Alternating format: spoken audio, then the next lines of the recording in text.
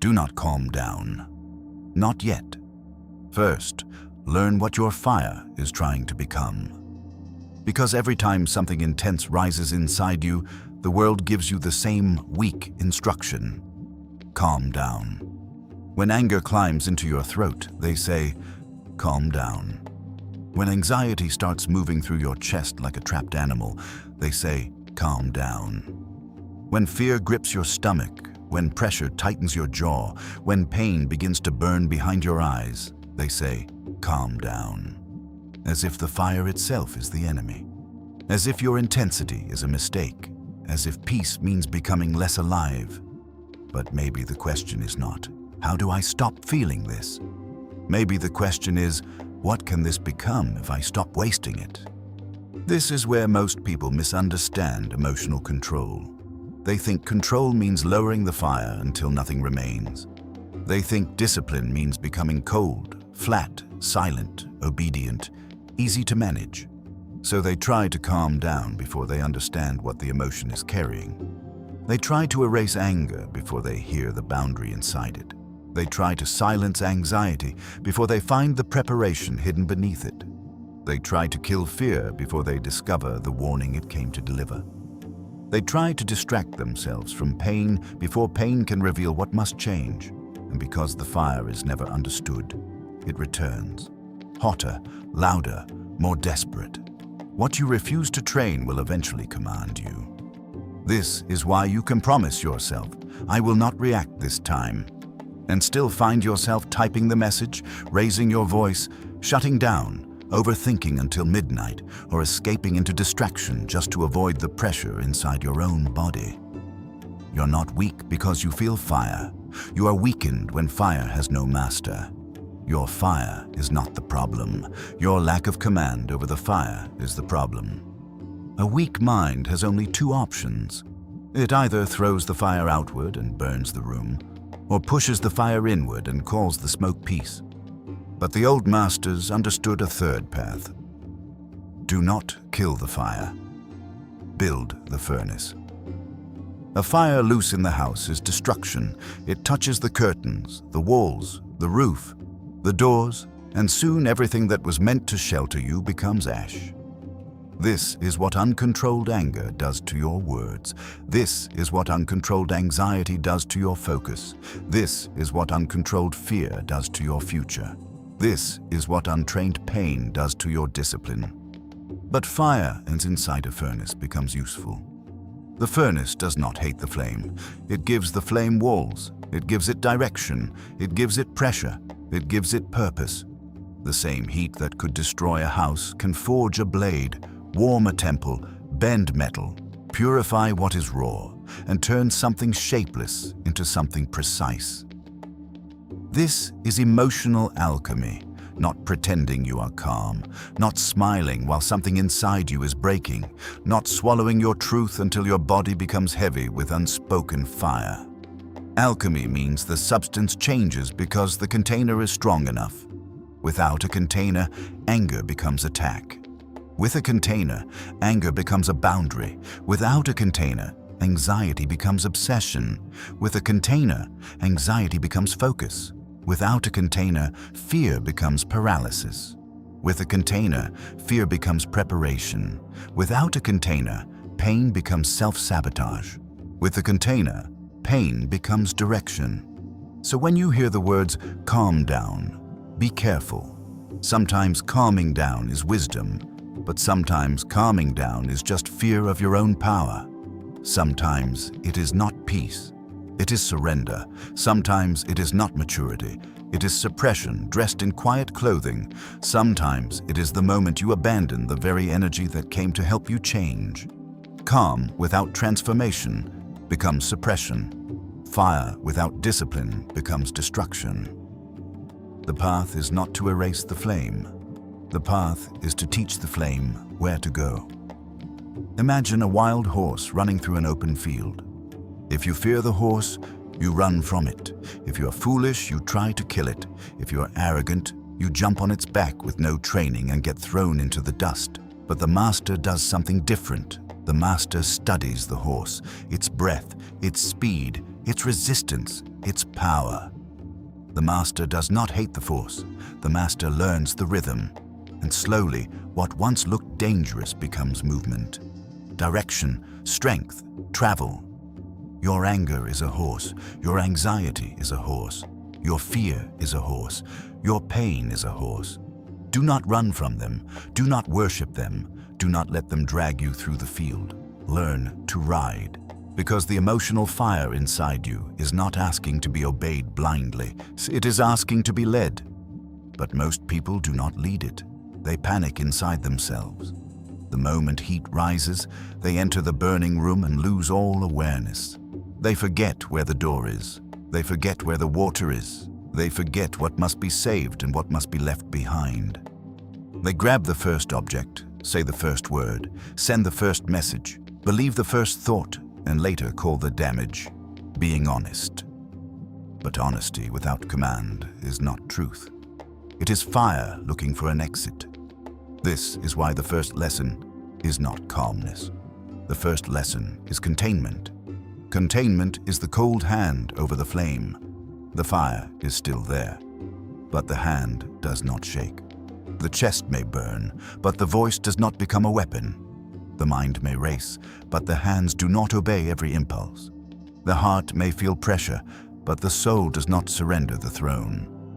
This is the beginning of the keeper of the fire. The keeper is not calm because the fire is gone. The keeper is calm because the fire obeys. And this is the identity you must begin to build inside yourself. Not someone emotionless, not someone numb, not someone who smiles while being disrespected, not someone who calls avoidance peace, but someone who can stand in the burning room and say, "This fire will not decide for me." Someone who can feel anger without becoming cruel, feel anxiety without becoming scattered, feel fear without becoming a prisoner, feel pain without turning against themselves. This is command. And once you understand this, you will see why most people keep losing power, not because the fire is too strong, but because the fire finds the nearest exit, the mouth, the phone, the argument, the fantasy, the distraction, the old habit, the person who always pulls them back into chaos. And until you learn how emotional fire leaks, you will keep calling the smoke your personality. But the next layer is harder, because your fire is not random. Every fire has a message, and if you can learn to read the message before it leaks, the same emotion that once destroyed your peace can become the force that rebuilds your life. Your fire is not random. It does not rise for no reason. It rises because something inside you believes there is energy that must be used. But when there is no discipline, that energy leaks. And this is where most people lose their power. They do not lose control because the fire is too strong. They lose control because the fire finds the nearest exit. The mouth becomes an exit, so they say the sentence that cannot be unsaid. The phone becomes an exit, so they send the message that was born from heat, not wisdom. The mind becomes an exit. So anxiety turns into 1,000 imaginary conversations, 1,000 worst-case futures, 1,000 invisible battles that exhaust the body before life even moves. The body becomes an exit. So they pace, scroll, eat, drink, avoid, collapse, chase stimulation, or look for anything that can distract them from the heat inside. This is not command. This is leakage, and leakage is expensive. Every time anger leaks through reaction, you lose authority. Every time anxiety leaks through overthinking, you lose focus. Every time fear leaks through avoidance, you lose future. Every time pain leaks through self-sabotage, you lose trust in yourself. This is why emotional fire must be respected, not obeyed. Respected. Because fire always brings power, but power without direction becomes damage.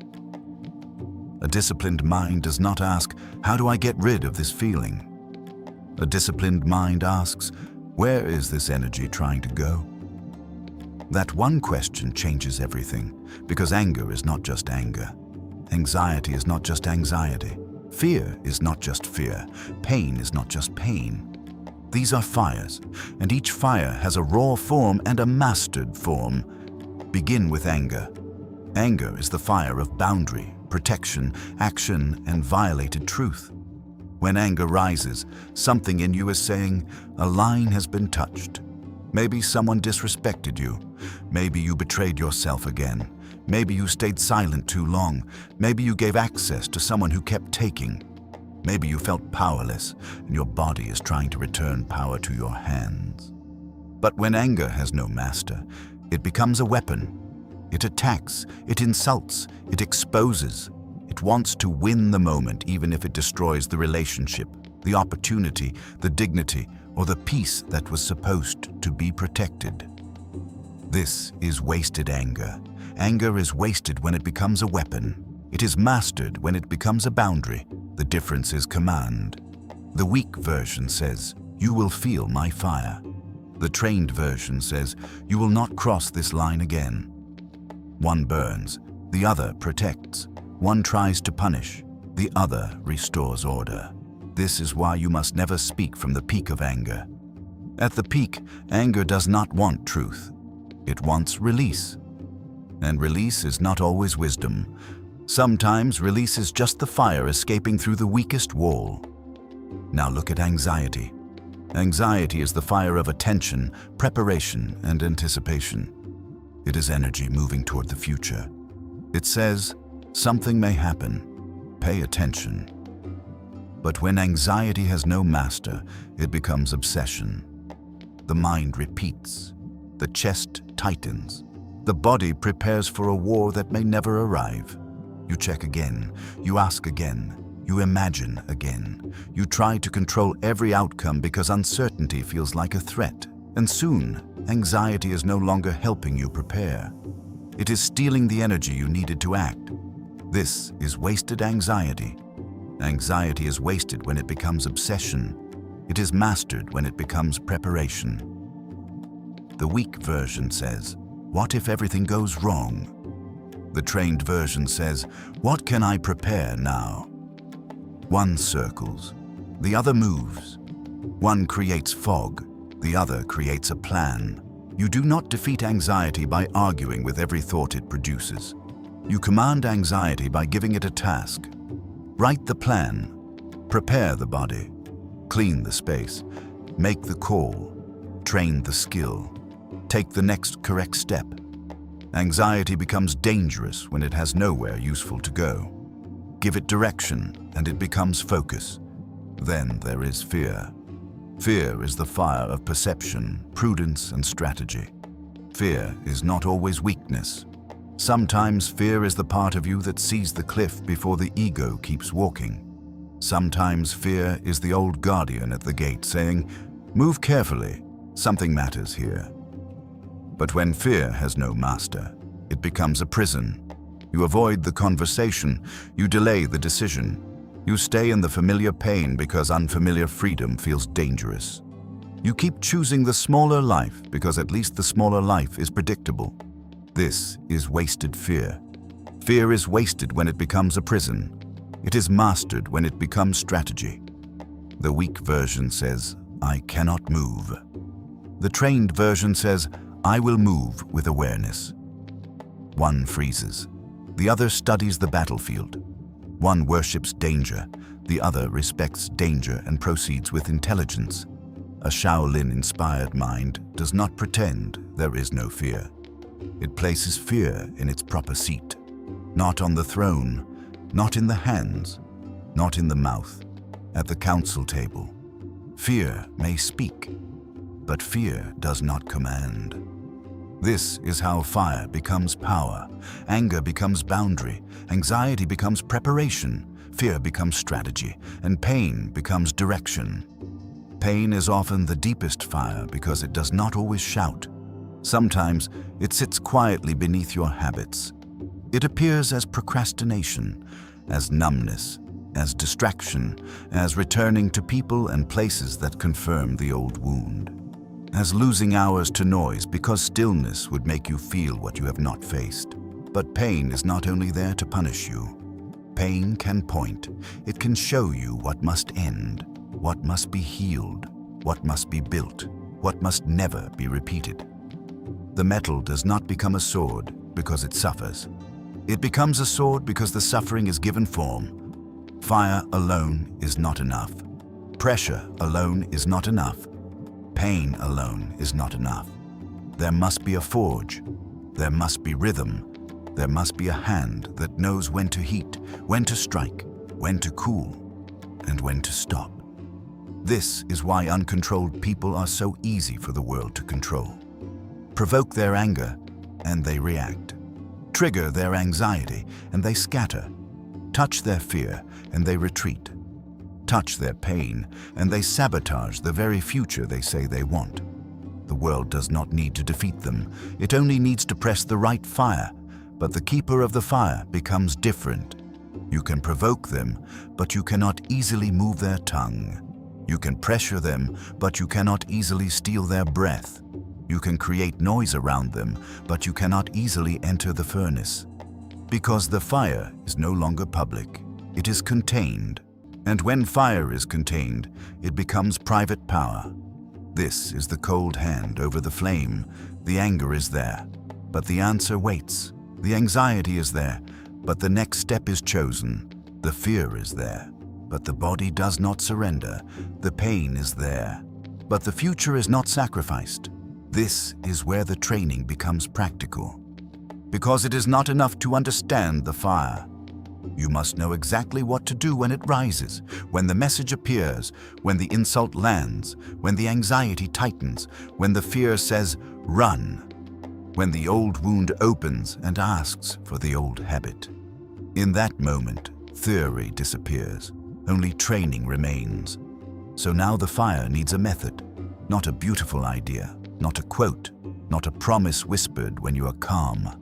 A method for the burning room, a method for the wild horse, a method for the exact second before the fire escapes. Because that second is where your life changes. That second is where the old version leaks power, or the keeper of the fire takes command. So now the fire needs a method. Not because emotion is wrong, but because power without method becomes damage. When the fire rises, you cannot depend on personality. You cannot depend on good intentions. You cannot depend on promises you made when you were peaceful. When the room starts burning, the body returns to training. So the first movement is simple. Stop the leak. Do not speak at the peak. Do not type at the peak. Do not decide at the peak. Do not explain, threaten, confess, accuse, escape, or perform while the fire is still looking for the nearest exit. This is not silence from weakness. This is containment. The old version believes that if it does not release the emotion immediately, it will lose power. But the truth is harder. Most people lose power because they release too early. They speak before the fire has become truth. They act before the heat has become direction. They move before the master has entered the room. Stop the leak means you close the exits. The mouth closes. The fingers pause. The body stays. The breath returns, and for one sacred second, the fire has nowhere cheap to go. That second is uncomfortable.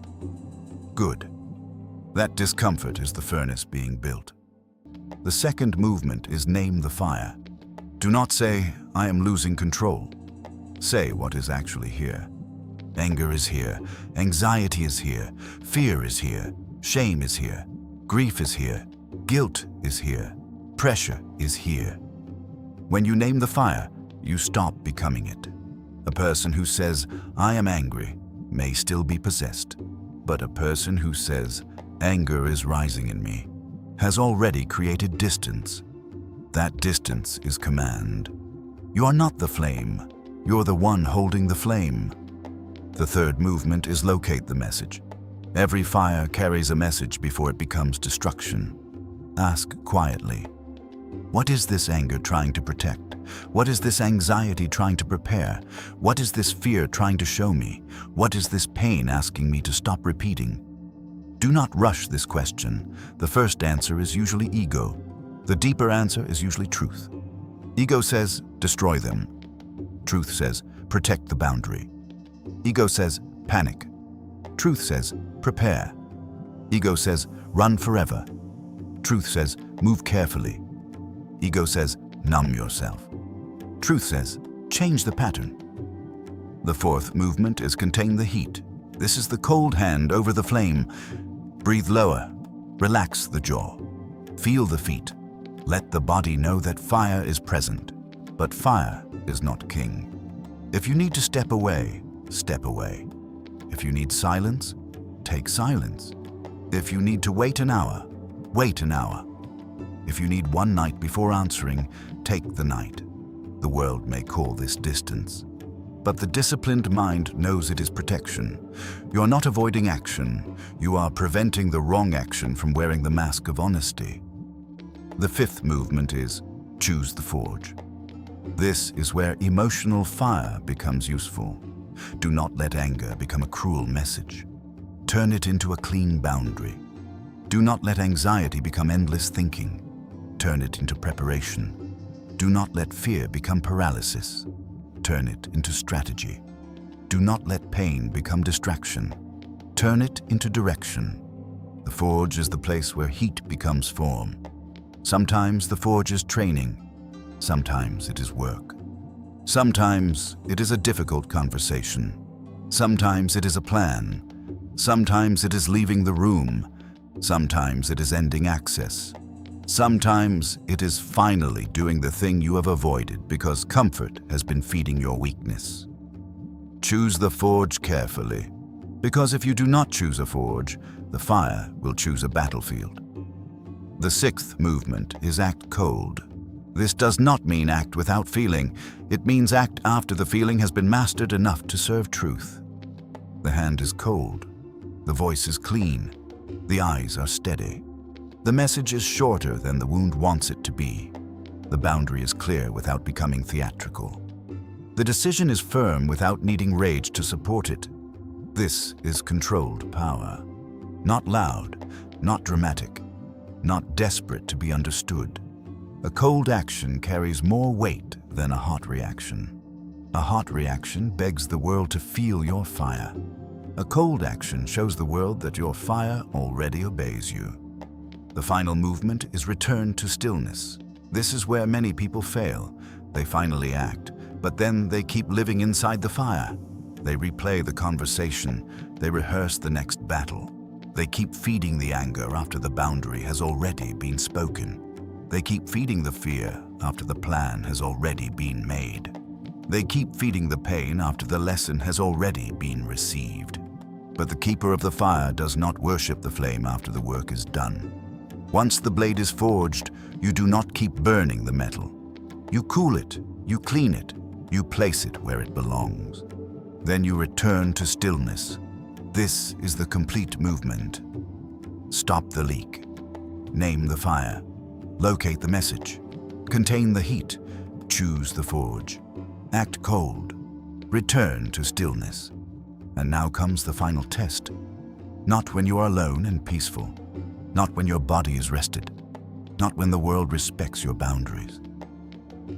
The real test comes when someone provokes the oldest wound in you, when the message arrives, when the insult lands, when anxiety begins shouting inside your chest, when fear grabs your feet, when pain opens the door to the old habit, and the old version appears immediately.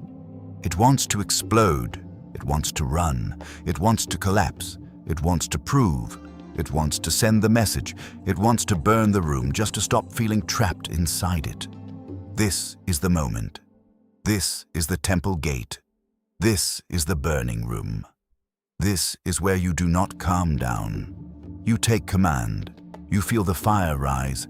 You close the exits. You name it. You read it. You hold it. You choose. And for the first time, the fire realizes there is a master in the house. This is the birth of the keeper of the fire.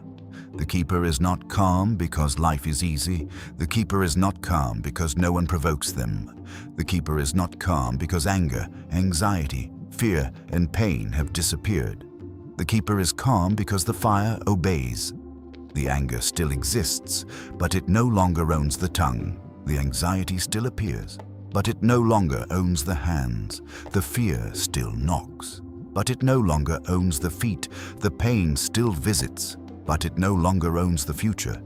Inside you, there is a furnace, and inside the furnace, the fire has walls. It has direction, it has purpose, it has command. Do not be ashamed of the fire inside you. Be ashamed only if you let it burn your own house. Build the furnace, forge the blade, let the fire obey. This is not calmness, this is command. I command the fire.